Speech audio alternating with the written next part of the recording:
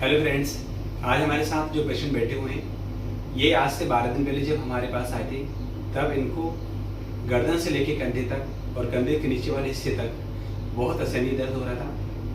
इतना दर्द था कि ये 1 मिनट भी बहुत अच्छे से बैठ नहीं पा रहे थे। दर्द को कम करने के लिए इनको अपने हाथ को बार बार ऊपर करना पड़ रहा था। और आज 12 दिन की थेरेपी के बाद इनका हमने डबल से MRI कराया है। MRI उस टाइम पे भी कराया था बीमारी जानने के लिए। उस टाइम पे इनके C5 C6 में एक सीवियर कंप्रेशन निकला था, डिस्क बल्ज बहुत ज़्यादा हो चुकी थी, उसी कारण से इनको दर्द हो रहा था। और आज 12 दिन के बाद इनका डबल से MRI कराया। MRI कराने के बाद में हम लोगों ने एकदम एश्योर कर लिया है कि इनका जो कंप्रेशन था वो पहले से बहुत कम हो गया, ना के बराबर हो गया। और दूसरा पेशेंट के जो सिम्टम जो हमारे पास में लेके आए थे वो भी पहले से एबव 90 हो चुके हैं कम। अब ये तो वर्बल कमेंट्स रहा मेरा, आगे मैं आपको एविडेंस के रूप में स्कैन भी आप सभी को शेयर कर रहा हूँ।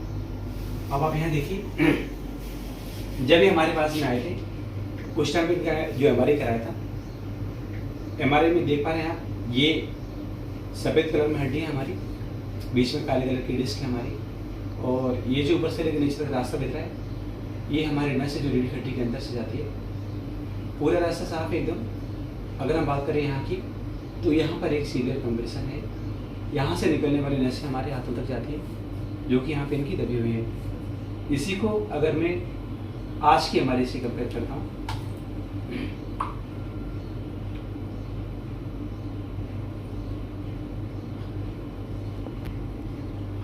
तो ये सफ़ेद कलर में हड्डी है हमारी, बीच में ब्लैक डिस्क है हमारी, और ये स्पाइनल कॉर्ड है। ये ऑलमोस्ट रिजर्व हो चुकी है पहले से, थोड़ा सा कंप्रेशन और बचा हुआ है। और इनके लक्षण में भी थोड़ी ही दिक्कत है, जैसे कि इनके हाथों में झुनझुनी आना और कभी कभी इनके कंधे में दर्द का होना। अब ये तो मैंने एक्सप्लेन किया है, आगे की बात मैं पेशेंट के माध्यम से आप सभी को शेयर करता हूँ।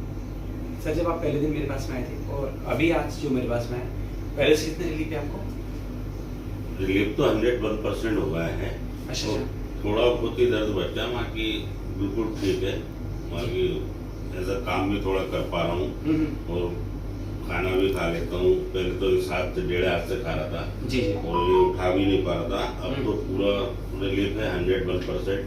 अब तो ऐसा जो भी इलाज चल रहा है, ट्रीटमेंट आज भी करा, तो नर्स आप देख रहे हैं यहाँ, तो उस दिन तो बहुत दबी हुई थी जी, और आज तो वो बहुत क्लियर हो गया, मतलब ठीक ही हो गया, कंफर्म 101% ठीक ही हो गया। मेरे को आराम की जरूरत है जी। तो जो अच्छा, एक बात मुझे बताइए आप, है ना, जैसे कि आप जब पहले दिन हमारे पास में आए थे, है ना, और आज आप हमारे पास में आए हैं ना, तो कंटिन्यू हमारे साथ दिन तो मैं रिलीफ है, लेकिन आप एक क्या मैसेज देना चाहेंगे लोगों को कि ट्रीटमेंट का जो तरीका है वो क्या होना चाहिए? एविडेंस बेस्ड होना चाहिए या फिर विदाउट ट्रीटमेंट नहीं है? एक नंबर का ट्रीटमेंट है, 101% मेरे को फायदा मिल रहा है और आपके पास आना चाहिए, पेशेंटों को सबको दिखाना चाहिए। देखिए, आप ये बोल रहे हैं जैसे तो मेरी मार्केटिंग बढ़ेगी, ये नहीं, मेरे पर्पस ये है कि पेशेंट को डायग्नोसिस के साथ आगे बढ़ना चाहिए, विदाउट डायग्नोसिस ट्रीटमेंट करना चाहिए। नहीं, ट्रीटमेंट के साथ और डायग्नोसिस के साथ करने में फायदा होता है।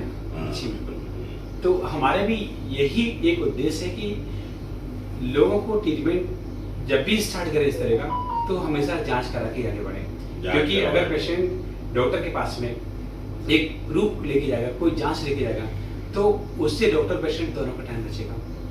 ठीक है, अगर यही जांच अगर हमने इनकी पहले नहीं कराई होती तो हो सकता है शायद 12 दिन में हम लोग इनको इतना रिलीफ ना दे पाते, नहीं मिल पाता। एक अच्छा रिलीफ, एक अच्छा ट्रीटमेंट स्टार्ट कराने के लिए जांच का बहुत ज्यादा रोल है। Thank you.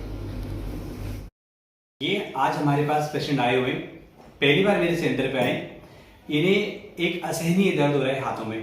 1 हफ्ते पहले तक एकदम सही थे, रात में सोने के बाद जब सुबह मॉर्निंग उठे, उठते साथ इनको पेन स्टार्ट हो गया और दर्द ऊपर से लेकर नीचे तक आना शुरू हो गया।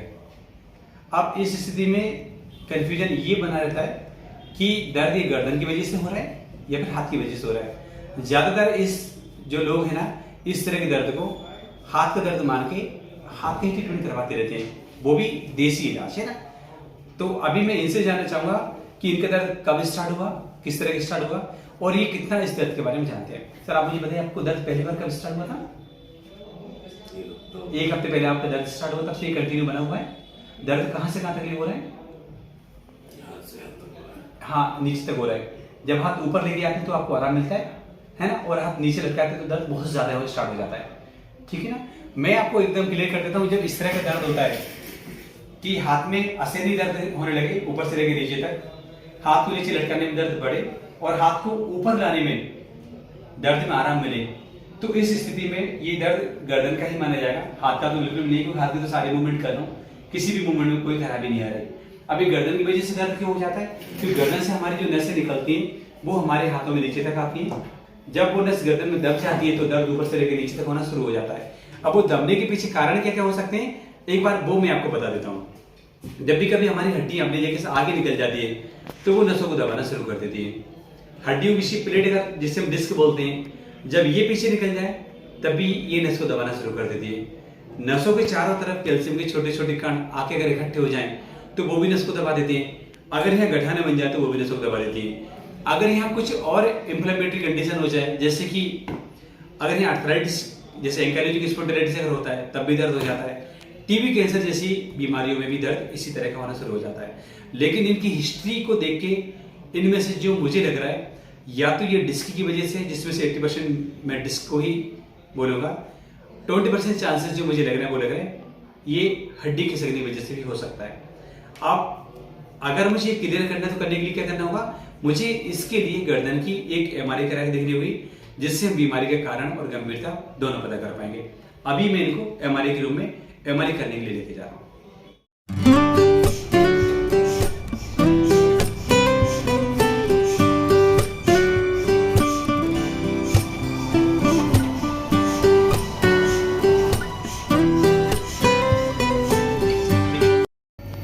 देखिए सर, यहाँ पे आप यहाँ देख पा रहे हैं, ये जो दिख रहे हैं ना, ये हमारी हड्डियां हैं ना, रीढ़ की हड्डी की, और ये बीच में ब्लैक कलर में ये डिस्क है हमारी, और ये जो ऊपर से लेकर नीचे दिख रही है ना, ये नस है जो ऊपर से लेकर नीचे दिखा रही है।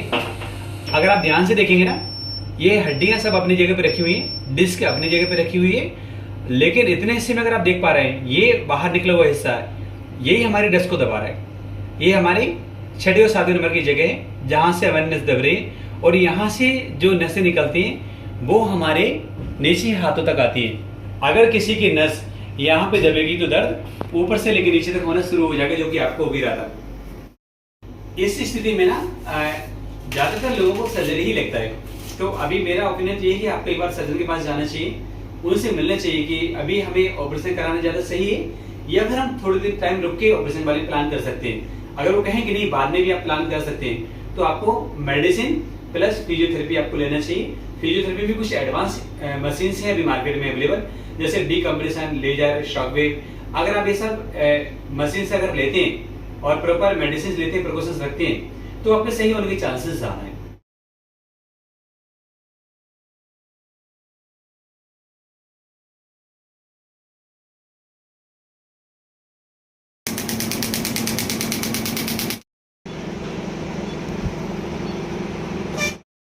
अभी इनके कहने पर मैंने इनकी अभी फिजियोथेरेपी की, और पहली सीटिंग है इनको मैंने दी है फिजियोथेरेपी की, जिसमें मैंने इनको ये डीकम्प्रेशन यूनिट लगाया, लेजर लगाया, शॉकवेव लगाया।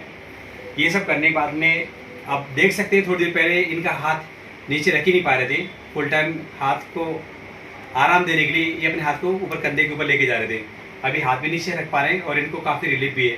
आपको अभी कितना रिलीफ है आप मुझे बताइए? 75% पहली स्थिति में इनको रिलीफ है। लेकिन इसका मतलब ये नहीं कि इनकी बीमारी 75% अभी कभी खत्म हो गई, क्योंकि हमने एमआरआई में अभी थोड़ी देर पहले ही देखा था कि इनकी नस बहुत ज़्यादा दबी हुई है। अभी सिर्फ इनको मैंने डीकम्प्रेस किया है, लेकिन जो नर्व का डैमेज वाला पार्ट है उसको रिपेयर होने के लिए, रिकवर होने के लिए थोड़ा सा समय इनको देना पड़ेगा। कुछ प्रिकॉशंस रखने पड़ेंगे, कुछ एक्सरसाइज करनी पड़ेगी और थेरेपी की कुछ सीटिंग और भी लेनी पड़ेगी, है ना। लेकिन इतना है कि ये मैनेज हो जाएंगे। पहले दिन मेरे को जब आया था मैं डॉक्टर साहब के पास, तो मैं हाथ भी नहीं पकड़ पा रहा था और हाथ पकड़ के बैठा हुआ था, और इतना दर्द था मेरे हाथ में कि मैं बस कुछ बात भी नहीं कर पा रहा था कि कुछ ना कुछ मेरा इलाज कर दो। और इलाज करवाने के बाद फिर मैंने जांच करवाई। डॉक्टर साहब ने बोला एमआरआई करवाओ। एमआरआई में मेरे को नस दबी हुई दिखी। उस दिन से फिर मेरे को इलाज चलता रहा और फिर आज दूसरे तीसरे दिन मैं आया, फिर मेरे को फ़ायदा मिला। फिर आज मैं 101% बिल्कुल मेरे हाथ में दर्द ख़त्म है और मेरी जो नस थी वो बिल्कुल जांच में डबल भी करवाई तो मेरी जांच में वो बिल्कुल नस बाहर हो गई। और इनको मैं यही कहूँगा धन्यवाद सबको कि जब भी डॉक्टर साहब को कोई भी दिखाए बिना जांच करे इलाज ना करवाएं। जांच करवाएं, पहले एमआरआई करवाएं, जो भी जांच डॉक्टर लिखे उस हिसाब पे ट्रीटमेंट मिलना चाहिए। तो जांच करवाना बहुत ज़रूरी है।